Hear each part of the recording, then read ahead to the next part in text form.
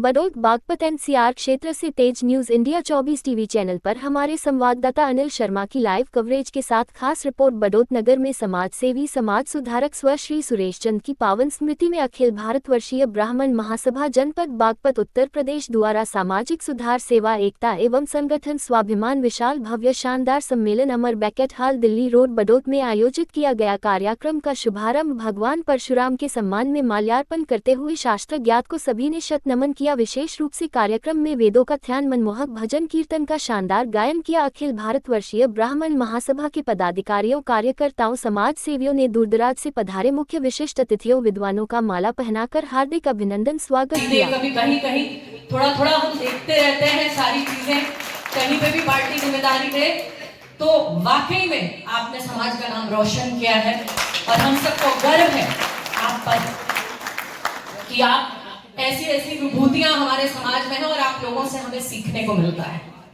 और मुझे लगता है सीखना निरंतर जारी रखना चाहिए, क्योंकि इतने अच्छे भाषण दिए यहाँ अंकल जी बैठे हैं। हम लोगों में क्या करंट होगा जो आप लोगों में करंट है? आपका भाषण सुन के हम लोग इतने हो गए। मतलब जिस समाज के बड़ों में आज भी इतना करंट है कि नहीं है? है कि नहीं है? ताली बजनी चाहिए सब बड़ों को। इतना करंट है तो बच्चे कहां जाएंगे बच के? इसीलिए हम टीवी पे ललकार लेते हैं जब डिबेट आती है, हमारे समाज का कोई मुद्दा आता है। मुझे बहुत बात लोग कहते हैं कि पार्टी में हो ये हो वो हो, नहीं बोलना चाहिए। मैंने बोला 5.5 लाख वोट मिली है, अगर मेरा समाज मेरे साथ ना होता ना तो नहीं मिलती। मैं तो बोलूंगी, बुरा मानो बोलूंगी, निकाल दो पार्टी से बोलूंगी।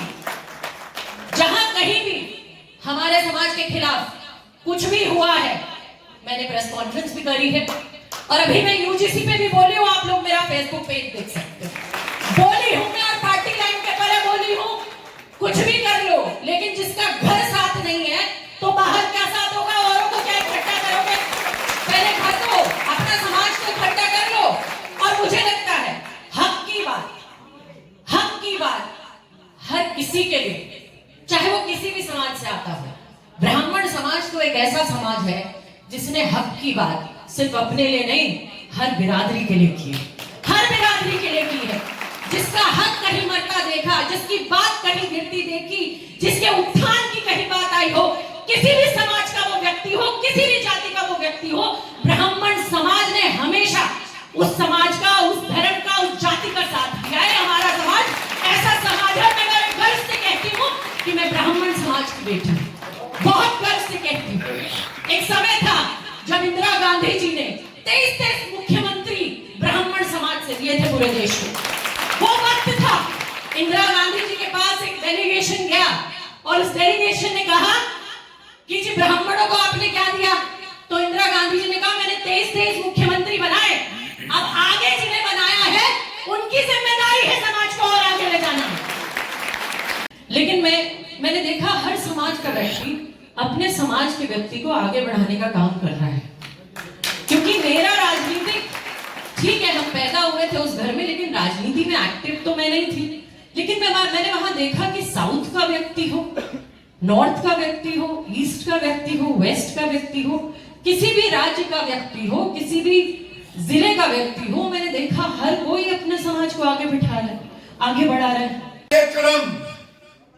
काफी दिनों के बाद हमारे राकेश शर्मा जी जो जिलाध्यक्ष है, उनके मन में आया, दीपक शर्मा जी उनके मन में आया और अमित शर्मा जी ने बहुत बड़ा सहारा दिया।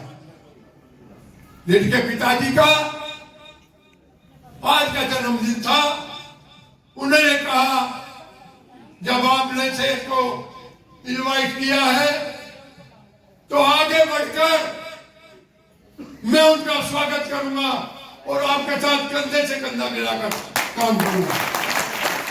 मेरी उम्र में पेड़ का छोटा था, मगर कितना हिम्मत और हौसला लोगों में था। या गांधी के भी कई लोग बैठे हैं। सुबह झंझट हो गया, दरोगा जी ने मुझे कहा, मैं चला गांधी की ओर। नरेंद्र भी उस समय हम लोग के साथ थे, सैकड़ों लड़के साथ में थे, कहा मत जाइएगा। खैर वो शाम को मैं पहुंचा तो महिलाएं कह रही थी कि चाहे 2 लोग मर भी जाता, तू चुनाव जीतना चाहिए, तुझे चुनाव जीतना चाहिए, ये जज्बा लोगों में था। अमित के पिताजी या सुरेश बिजली विभाग में थे। जब कभी उनके सरकारी कर्मचारी को तंग करने का प्रयास करते हैं, राज्यपाल मेरा भतीजा बैठा है, ये अक्सर जाता था, कहता था इनको तो बढ़ोत रहना ही रहना। ये जज्बा यहाँ के लोगों में रहा। मैं समझता हूँ जो भाषण किए गए, जो हम कहते हैं, हम अमल में लाने का प्रयास करें। हम हमेशा कहते हैं कि हमें टूट नहीं होनी चाहिए, टूट नहीं होनी चाहिए, हम अलग अलग नहीं होने चाहिए, मगर सच्चाई को हम लोग को मानना चाहिए। और आज का दौर, इस दौर में यदि आप संगठित नहीं हुए, ये चुनौती का दौर है, ये समझने का दौर है। हर परिस्थिति और समय को समझना चाहिए।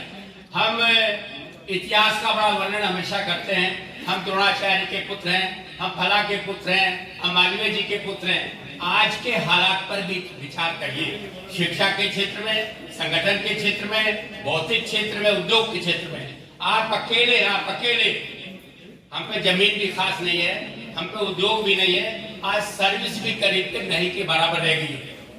यहाँ तो वो तो उमेश जी बैठे हैं, दीक्षित जी विधानसभा में रहे हैं। आज के दौर में यदि कोई सत्ता में भी घटा है, सत्ता से भी दूर हुआ है, तो केवल और केवल आप हैं। आप इस पर गंभीरता से विचार करिए। मुझे किसी कारण से मेरठ तत्काल जाना है, तो मैं आपसे माफी मांगता हूँ और आशा करता हूँ, आपको विश्वास दिलाता हूँ, अगला जो सम्मेलन होगा